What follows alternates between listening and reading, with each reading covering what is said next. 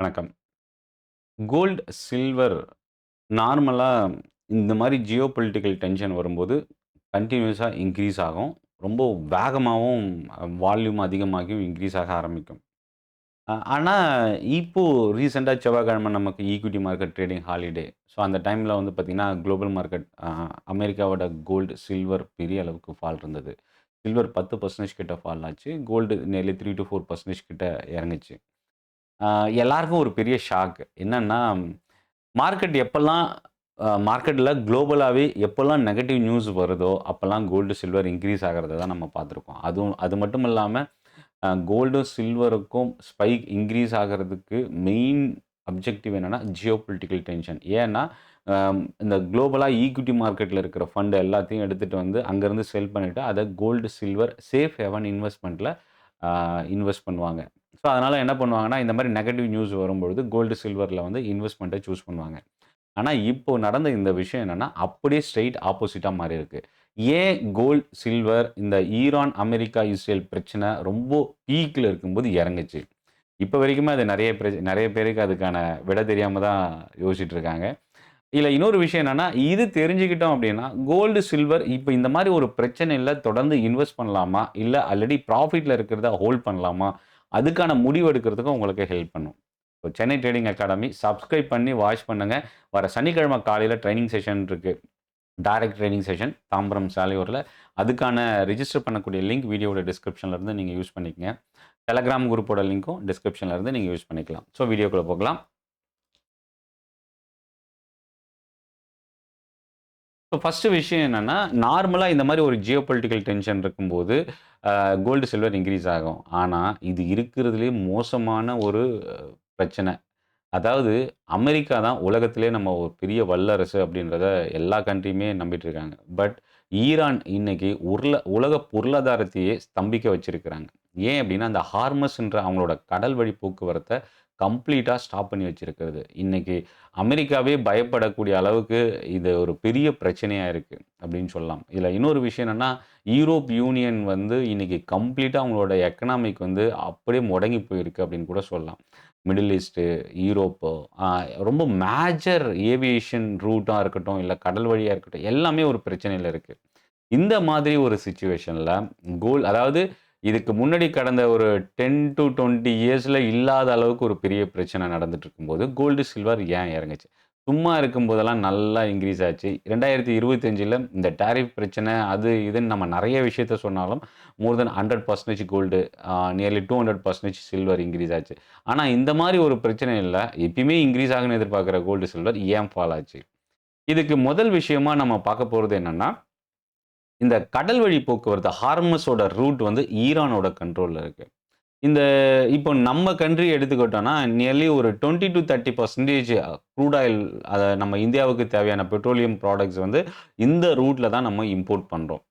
So, அப்ப என்னன்னா, இந்த வழியில இப்போ இந்த பிரச்சனையினால அ யூஸ் பண்ணாம இல்ல பிளாக் பண்ணியிருக்கு அப்டின்னா, இது பெரிய அளவுக்கு பாதிப்பை ஏற்படுத்தும் 1. 2வது அ இதுல இது இந்த இந்த மாரி ஒரு பிரச்சனை வந்து டிமாண்ட வந்து அதிகமா கிரியேட் பண்ணும். சப்ளை இல்ல அப்டின்னா என்ன ஆகும்? டிரான்ஸ்போர்டேஷன் நடக்கணும். சப்ளை இருக்கணும். சப்ளை இருந்தா தான் டிமாண்ட ஃபுல்ஃபில் பண்ண முடியும். அப்போ டிமாண்ட் இருக்கு. சப்ளை பண்ண முடியாத ஒரு சிச்சுவேஷன்னா பிரைஸ் இன்கிரீஸ் ஆக ஆரம்பிக்கும். அப்ப க்ரூட் ஆயில் $60 டூ $70 இருந்தது இந்த பிரச்சனை ஆரம்பிக்கும்போது, இன்னைக்கு $80 கிட்ட டர்ன் ஆயிருக்கு. ஒரு சில கம்பெனிஸ் புரோக்கரேஜஸ் என்ன சொல்றாங்க, $80 டூ $100 இன்கேஸ் இந்த பிரச்சனை இன்னும் 1 மாசம் போச்சுன்னா, $100 கிராஸ் பண்றதுக்கு கூட இது வந்து வாய்ப்பு இருக்கு அப்படின்றத சொல்றாங்க. அடுத்தது இந்த க்ரூட் ஆயில பத்தி ஏன் நான் இந்த வீடியோல பேசுறேன் அப்படின்னா, க்ரூட் ஆயில் வந்து ஒரு கிளியர் மொமெண்டம் இருக்கக்கூடிய, இன்கிரீஸ் ஆகும்னு அதிகபட்ச நம்பிக்கை இருக்கக்கூடிய ஒரு அசெட்டா இன்னைக்கு மாறி இருக்கிறது தான் கோல்டு, சில்வர் இறங்குனதுக்கு ஒரு காரணம். அதாவது கமாடிட்டி அப்படின்னு வரும்போது, பிரீஷியஸ் மெட்டல், ஆ எனர்ஜி இது 2மே ஆன்லைன்ல ட்ரேட் ஆயிட்டு இருக்கு. ஈக்விட்டில வந்து எப்படி Nifty future, bank Nifty future trade ஆகுதோ, அதே மாதிரி கமாடிட்டி. இப்போ கோல்டு, சில்வர் ஒரு மொமெண்டம் வந்து ரொம்ப ஒரு ஸ்ட்ராங்கான பாசிட்டிவ் சென்டிமென்ட் இன்வெஸ்டர்ஸ்ட்ட இருக்கு அப்டின்னா, கண்டிப்பா அதுல இன்வெஸ்ட்மென்ட் நெறைய வரும். அதோட பிரைஸ் இன்கிரீஸ் ஆகும். முக்கியமா இந்த மாரி ஜியோ பொலிட்டிக்கல் டென்ஷன்ல எ இன்னும் அதிகமா நார்மலா இன்கிரீஸ் ஆகுறத விட அதிகமா இன்கிரீஸ் ஆகும். பட் இந்த மாதிரி ஒரு சிச்சுவேஷன்ல கோல்டு, சில்வரை விட அதோட மொமெண்டம் எல்லாருமே எனர்ஜி பக்கம் டர்ன் ஆயிருக்கு. ஏன்னா, இந்த ஈரான், அமெரிக்கா, இஸ்ரேலோட பிரச்சனை வெறும் ஜியோபொலிட்டிக்கல் டென்ஷன் மட்டும் இல்ல. இது வந்து ஒரு எனர்ஜிக்கான ஒரு பெரிய பிரச்சனை அப்படின்றது தான் இதோட ஃபோக்கஸ். இன்னொரு விஷயம், இப்ப இந்த ஆயில் மட்டும் தான் பிரச்சனையா? ஏன்னா $100 வரைக்கும் இன்கிரீஸ் ஆகுன்ற எக்ஸ்பெக்டேஷன். இப்போ $75 to $80 இருக்கு அப்படின்னா, மோர் தென் 20% மேல பாசிபிலிட்டீஸ் இருக்கு. ஸோ அப்ப என்னன்னா கோல்டு, சில்வர்ல ஆல்ரெடி ப்ராஃபிட்ல இருக்கிற இன்வெஸ்டர்ஸ் எல்லாத்தையும் கம்ப்ளீட்டா செல் பண்ணிட்டு, இப்போ எனர்ஜி சைடு வந்து டர்ன் ஆகுறாங்க. இதுதான் ஒன் ஆஃப் த ரீசன். ஆனா இது மட்டும் தான் காரணமானா, இன்னொரு காரணமும் இருக்கு. டாலர் ஸ்ட்ரெங்தன் ஆச்சு அப்படின்னா, கோல்டு, சில்வருக்கு நெகட்டிவ். டாலர் வீக் ஆச்சுன்னா, கோல்டு, சில்வருக்கு பாசிட்டிவ். இப்ப டாலர் ஸ்ட்ரெங்தன் ஆனது இன்னொரு காரணமா பார்க்கலாம். எப்படி எனர்ஜி ஒரு ரீசனா சொல்றோமோ, டாலர் வந்து இன்னொரு காரணமா பார்க்கலாம். 3வது விஷயம் என்ன அப்படின்னா, இன்ஃப்ளேஷன் மறுபடியும் இன்கிரீஸ் ஆக வாய்ப்பு இருக்கு. அப்ப இன்ஃப்ளேஷன் தான் ஒரு கண்ட்ரியோட அ அசாதாரண இல்ல ஒரு ஸ்ட்ரகிள் ஆகக்கூடிய ஒரு சிச்சுவேஷன் எடுத்துட்டு வர்றது இன்ஃப்ளேஷன் தான். அது வந்து ஒரு ஸ்லோ பாய்சன் அப்படின்னு சொல்லுவோம். இந்த ஜியோபொலிட்டிக்கல் டென்ஷன் கூட சடனா வரும், கொஞ்ச நாள் இருக்கும், போயிடும். இல்ல அந்த மொமெண்டம் வந்து மாறிடும். மார்க்கெட் அதுக்கு ரியாக்ட் பண்ணாது. கொஞ்ச நாள் ஆச்சுன்னா. ஆனா, இந்த இன்ஃப்ளேஷன்றது வந்து பெரிய ஒரு ஸ்லோ பாய்சன் மாரி. கொஞ்சம் கொஞ்சமா நம்மளோட வளர்ச்சிய கண்ட்ரியோட எக்கனாமிக் குரோத்த வந்து அரிக்க ஆரம்பிச்சுரும். அது வந்து நேரடியாவோ, இல்ல மறைமுகமாவோ மார்க்கெட்ட பாதிக்கிறதுக்கும் வாய்ப்பு இருக்கு.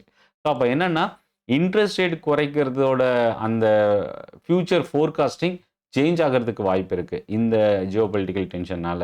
இந்த 3 விஷயம் தான் அ கோல்டு, சில்வர் ஃபால் ஆகுறதுக்கு காரணமா இருந்தது. 1. 2வது இன்கேஸ் இந்த ஜியோபொலிட்டிக்கல் டென்ஷன் மறுபடியும் ரிசால்வ் ஆகுது, பேச்சுவார்த்தைக்கு வராங்க அப்படின்னா, க்ரூட் ஆயில் வந்து இறங்குறதுக்கு வாய்ப்பு இருக்கு. கோல்டு, சில்வர் வந்து அந்த அளவுக்கு ஃபால் வரதுக்கு வாய்ப்பு குறைவாவே இருக்கு. ஆனா க்ரூட் ஆயில்ல ப்ராஃபிட் புக்கிங் அதிகமா வரதுக்கு சான்சஸ் இருக்கு. இன்கேஸ் இந்த பிரச்சனை சால்வ் ஆனா. இன்கேஸ் இது சால்வ் ஆகாம இன்னும் ஒரு 20 நாள்ல 1 மந்த் கன்டின்யூ ஆயிட்டு இருக்கு அப்படின்னா, க்ரூட் ஆயிலோட ராலி ஒண்ணு நியூட்ரலாவும், இல்ல பாசிட்டிவாவும் ரீட்டெயின் ஆகும். அதாவது அ 5% ஏறும், 1% 2% இறங்கும். மறுபடியும் ஒரு 3% ஏறும், மறுபடியும் 1% 2% இறங்கும். இப்படி தான் க்ரூட் ஆயிலோட மொமெண்டம் மூவ் ஆகறதுக்கான சான்சஸ் இருக்கு. இத தவிர வரப்போற அடுத்தடுத்த நியூஸ பொறுத்து இதோட ட்ரெண்ட் மாறுறதுக்கும் சான்சஸ் இருக்கு. அப்ப இப்ப கோல்ட், சில்வர் அடுத்து என்ன மொமெண்டம் இருக்கும்? என்னதான் க்ரூட் ஆயில் இன்கிரீஸ் ஆகுது அப்படின்னு சொல்லிட்டு கோல்டு, சில்வர்லேருந்து ஃபண்ட் எடுத்து க்ரூட் ஆயில்ல போட்டாலும், டாலர் ஸ்ட்ரெங்தன் ஆனாலும், இந்த ஜியோபொலிட்டிக்கல் டென்ஷன் அப்படின்றது கோல்டு, சில்வருக்கு பாசிட்டிவ் மொமெண்டம் குடுக்க தான் வாய்ப்பு இருக்கு.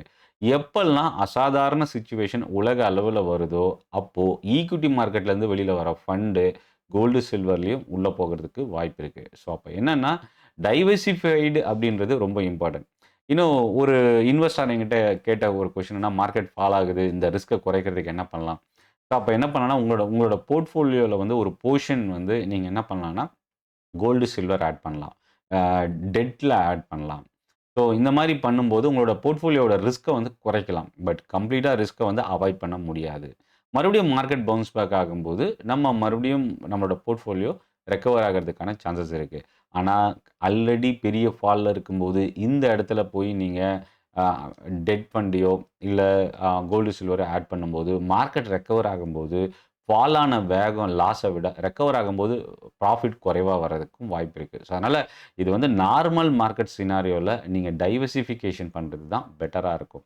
இப்போ இந்த இடத்துல நீங்க ரொம்ப ஒரு பெரிய ரிஸ்க் எடுக்க வேணாம்னா, ஆப்ஷன் ஸ்ட்ராட்டஜிஸ்ல உங்க போர்ட்ஃபோலியோவ நீங்க ஹெட்ஜ் பண்ண முடியும். ஒரு புட் ஆப்ஷன் பை பண்றது மூலியமாவோ, இல்ல கால செல் பண்றது மூலியமாவோ நீங்க ஹெட்ஜ் பண்ணலாம். So gold, silver still positive momentum தான் இப்போ நியர் டெர்ம்க்கு நம்ம பார்க்க முடியுது. இந்த ஜியோபொலிட்டிக்கல் டென்ஷன பொறுத்து. ஆனா, இந்த நிலைமை மாற மாற அதுக்கேத்த மாரி இதோட ட்ரெண்ட் மாறுறதுக்கும் வாய்ப்பு இருக்கு. இது உங்களுக்கு கோல்டு, சில்வர் பத்தின ஃபியூச்சர் அப்டேட்ஸு, என்னோட வியூஸ் இத பத்தி நீங்க தெரிஞ்சுக்கணும். என்னோட வாட்ஸ்அப் நம்பர் டிஸ்கிரிப்ஷன்ல இருக்கு. நீங்க கிளிக் பண்ணி எனக்கு மெசேஜ் பண்ணலாம். வர சனிக்கிழமை காலையில 11 மணிக்கு ஆப்ஷன் ட்ரேடிங் பிகினருக்கான கோர்ஸ் நடக்குது. சென்னை சேலையூர்ல. ஸோ இந்த செஷன் வந்து ஒன்லி 50 சீட்ஸ் தான் அவைலபிள் இருக்கு. அதுக்கான லிங்க் டிஸ்கிரிப்ஷன்ல இருந்து கிளிக் பண்ணி நீங்க ரெஜிஸ்டர் பண்ணிக்கங்க. நன்றி. வணக்கம்.